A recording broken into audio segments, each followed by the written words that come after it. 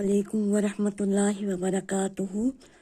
तो हमने देखा कि मरीम अलैहिस्सलाम ने कहा जिब्रील अलैहिस्सलाम को कि मुझे कैसे बेटा होगा जबकि किसी ने मुझे छुआ नहीं है और ना ही मैं बदकार हूँ। ये कहा मरीम अलैहिस्सलाम ने जिब्रील अलैहिस्सलाम को। जब जिब्रील अलैहिस्सलाम ने कहा मरीम अलैहिस्सलाम को ये तो तेरे रब की तरफ से फैसला है, तो मरीम अलैहिस्सलाम ने इसको सरे तस्लीम खम करके कबूल कर लिया। और ये कहा जाता है कि जिब्रील अलैहिस्सलाम ने मरीम अलैहिस्सलाम के गिरेबान के अंदर फूंक मारी और मरीम अलैहिस्सलाम हामिला हो गई। और जब हमल हो गया तो मरीम अलैहिस्सलाम दूर चली गई।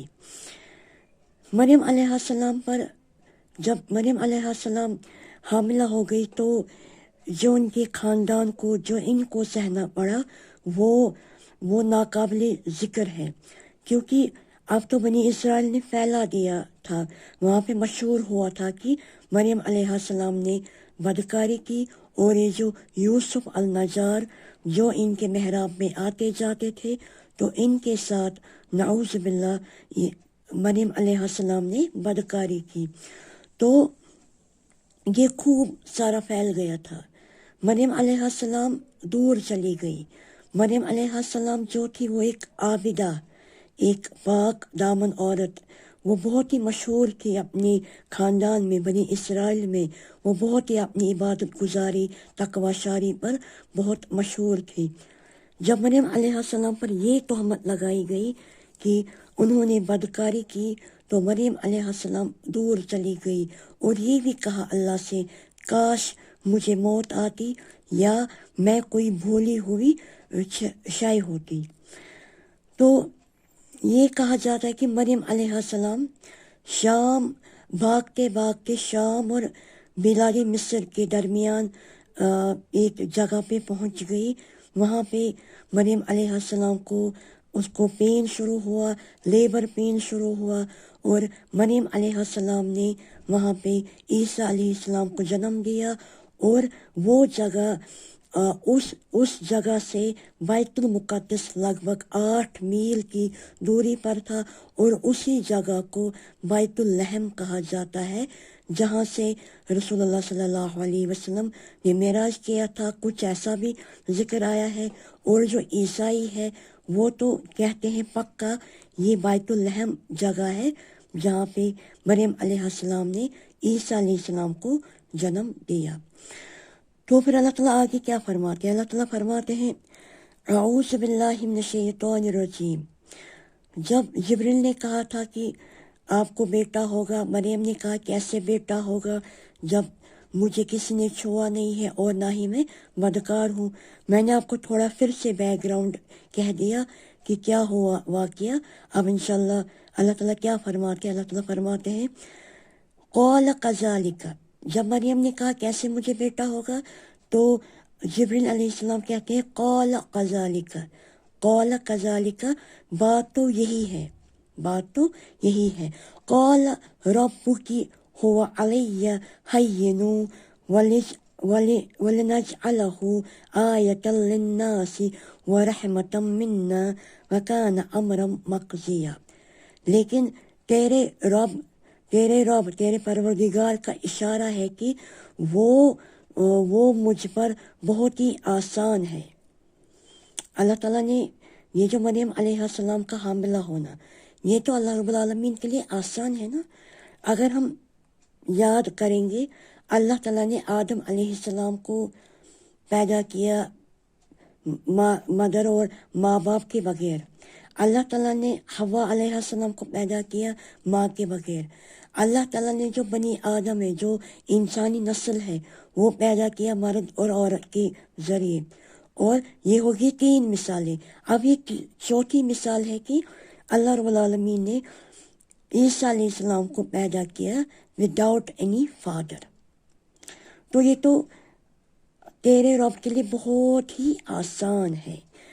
वलिनजअलहु आयतल लिन्नासि व रहमतम मिन्ना, और ये लोगों के लिए एक निशानी बनाई گئی اور یہ ہماری طرف سے ایک خاص رحمت ہے.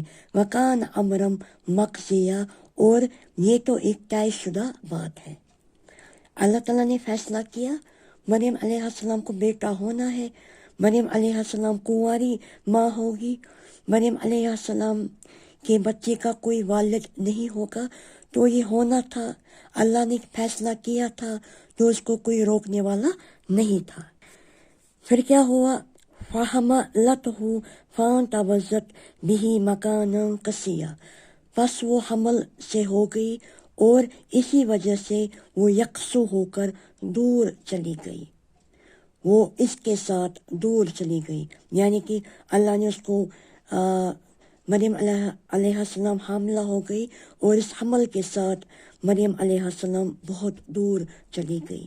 مریم علیہ السلام کو کیا سہنا پڑا یہ کہنے کی بات نہیں ہے، یہ میں کہہ نہیں سکتی، کیونکہ مریم علیہ السلام پر بہت ہی بڑا بہتان لگا دیا گیا تھا. اللہ رب العالمین ایک عورت کو اس سے زیادہ کیسے آزما سکتے ہیں؟ کہ یہ والی آزمائش اللہ تعالیٰ نے اس کو دی، کس کو؟ مریم علیہ السلام کو، کہ وہ she was going to become mother، وہ ماں بننے والی تھی، but she was not married، وہ ایک کنواری ماں تھی. مریم علیہ السلام جس کا نکاح نہیں ہوا تھا، بلکہ مریم علیہ السلام پر یہ بدکاری کا الزام لگا دیا گیا تھا. یہ وہی مریم علیہ السلام ہے جو لوگوں میں کافی مشہور تھی. یہ عابدہ ہے، یہ زاہدہ ہے، یہ پاکیزہ ہے، یہ پاک دامن عورت ہے، یہ تقوی شاری کے لیے بہت مشہور تھی. پھر کیا ہوتا ہے؟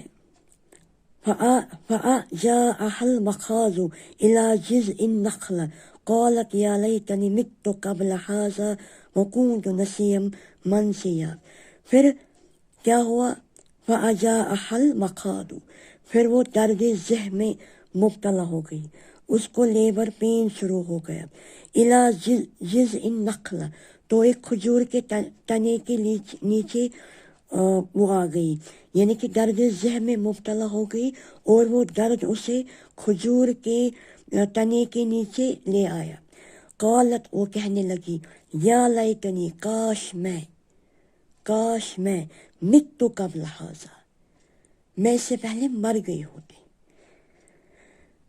مریم علیہ السلام کہتی ہے کاش میں اس سے پہلے مر گئی ہوتی. مت قبل ھذا وکنت نسیا منسیا، اور میں اور لوگوں کی یاد سے بھی بھولی بسری ہو جاتی.